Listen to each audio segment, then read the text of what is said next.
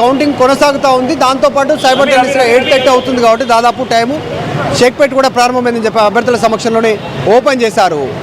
ఈవీఎంలకు సంబంధించినటువంటి కౌంటింగ్ కూడా ప్రారంభమైంది.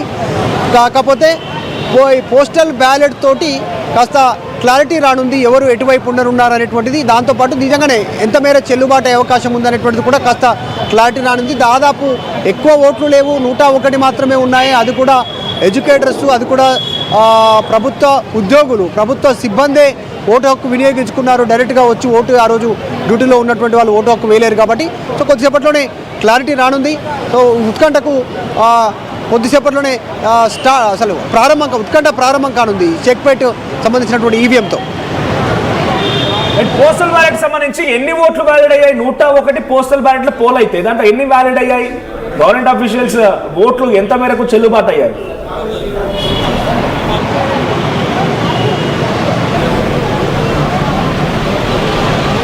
మధు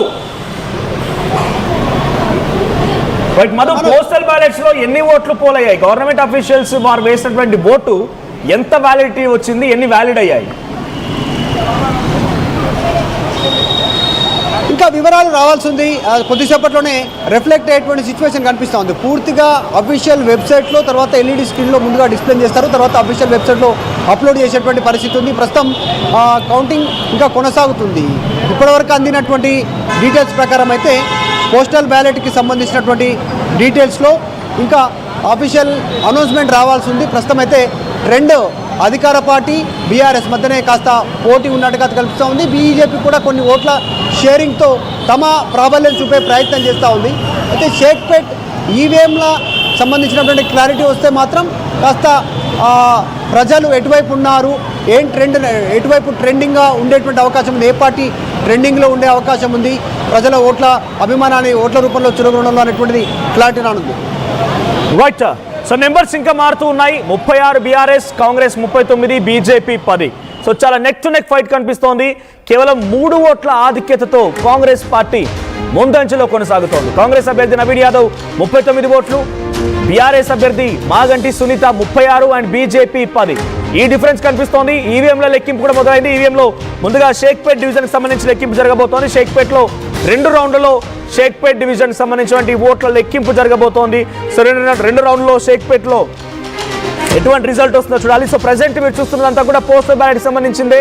సో పోస్టల్ బ్యాలెట్లో కాంగ్రెస్ ఆధిక్యత కొనసాగుతోంది. 3 ఓట్ల ఆధిక్యతతో కాంగ్రెస్ పార్టీ ముందుకు కొనసాగుతోంది. పోస్టల్ బ్యాలెట్లో పోలైనటువంటి ఓట్లు 101.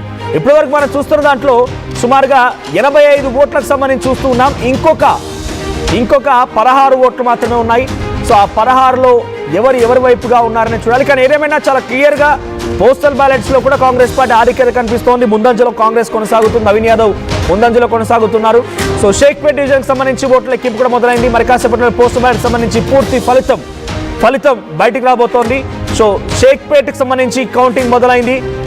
షేక్పేట్ డివిజన్ కౌంటింగ్ షురు అయింది. ఇక ఎవ్రీ హాఫ్ అన్ అవర్కి ఒక రిజల్ట్ ఎవ్రీ హాఫ్ అన్ అవర్కి ఒక రిజల్ట్ రాబోతున్న నేపథ్యంలో షేక్పేట్కి సంబంధించి రిజల్ట్ మరొక హాఫ్ అన్ అవర్లో వచ్చే అవకాశం ఉంది. షేక్పేట్ ఉన్నటువంటి ఆ మొదటి రౌండ్ ఫలితం మరి కాసేపట్లో రాబోతోంది. సో షేక్పేట్లో అత్యధికంగా మైనార్టీస్ ఉన్నారు. నాతో పాటుగా ఆర్టీవీ స్టూడియోలో అనూప్ గారు మాట్లాడడం ఆయనతో పాటు. సో షేక్పేట్ డివిజన్కి సంబంధించి ఆ ఓట్ల లెక్కింపు మొదలైంది. సో షేక్పేట్లో ఎక్కువగా ఉంది minorities. So minorities vote bank ఎవరో టర్న్ అవుట్ అయ్యే అవకాశం ఉంది ఇక్కడ. సో షేక్పేట్లో ఉన్న మైనార్టీస్ వరకు క్లియర్గా కాంగ్రెస్ సైడ్ ఉన్నారు మనకు.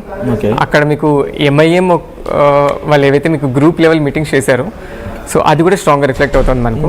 So I think initial 2 rounds Congress lead తీసుకుంటుంది. సో షేక్పేట్ 2 రౌండ్స్ కూడా కాంగ్రెస్ లీడ్ తీసుకుంటుంది. అండ్ ఓవరాల్ మనం ఇచ్చిన నెంబర్స్ కూడా షేక్పేట్ యాజ్ ఎ డివిజన్ మనం కాంగ్రెస్కి లీడ్ ఇస్తున్నాం. సో ఇక్కడ ఫస్ట్ 2 రౌండ్స్ రైట్ కౌంటింగ్ కేంద్రం లోపలికి వెళ్తున్న విజువల్స్ నవీన్ యాదవ్ కౌంటింగ్ కేంద్రం లోపలికి వెళ్తున్న సమయంలో ఆర్టీవీతో మాట్లాడుకొచ్చాడు. ఒకసారి ఆయన ఏం మాట్లాడుతున్నారు? చాలా అద్భుతంగా ఉంటాయి, చూస్తారు కదా మీరే. సరే, ఎవరి అభిప్రాయం వాళ్ళకు ఉంటుంది. మంచి మెజార్టీతో గెలిపోతాను. బీఆర్ఎస్ కి సంబంధించి మాజీ మంత్రులు ఎమ్మెల్యేలు వీళ్ళంతా ఏజెంట్లుగా వచ్చారు. బీఆర్ఎస్ పార్టీకి సంబంధించి మాజీ ఎమ్మెల్యేలు మాజీ మంత్రులు ఏజెంట్లుగా వచ్చారు. అక్కడ మాజీలు వచ్చినారు, ఇక్కడ ప్రజెంట్ ఎమ్మెల్యేలు మంత్రులు ముఖ్యమంత్రి గారు వచ్చినారు. అందరు కష్టపడ్డారు. ప్రజలు కూడా అభివృద్ధి గురించి ప్రజల ఆలోచన బాగా బలంగా ఉండే మంచి మెజార్టీ వస్తుంది, మంచి మెజార్టీ గెలవబోతారు.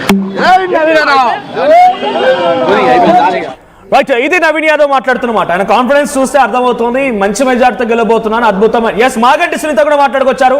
ఆర్టీవీతో మాగంటి సునీత ఏం మాట్లాడారు చూద్దాం.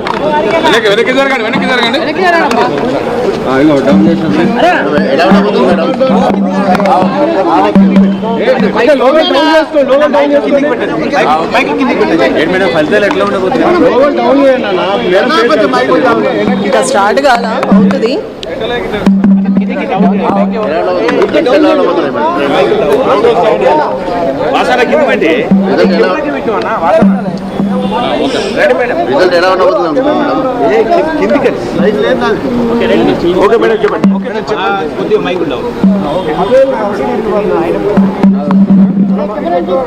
న్యాయం ధర్మం గెలుస్తుంది,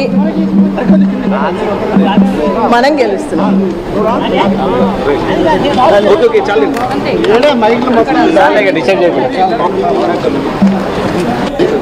రైట్, న్యాయం ధర్మం గెలుస్తుంది, మనం గెలుస్తున్నాం. ఇది మాగంటి సునీత మాట్లాడింది. అటు నవీన్ యాదవ్ కాన్ఫిడెన్స్ మాత్రం చాలా స్పష్టంగా కనబడుతోంది. ఒక హుషారుతో ఉన్నారైనా, మంచి ఎనర్జీతో ఉన్నారు. సో కరెంట్ నెంబర్స్ కనబడుతున్నాయి. Congress 39, BRS 36 and BJP 10. Right, ఈ ఇద్దరు అభ్యర్థులు హోరాహోరీ పోరు మధ్యలో వాళ్ళ అభ్యర్థుల కాన్ఫిడెన్స్ మనకు కనబడుతుంది. మీకేం అనిపించింది? ఇద్దరి మధ్యలో ఎవరు కాన్ఫిడెంట్ గా ఉన్నారు?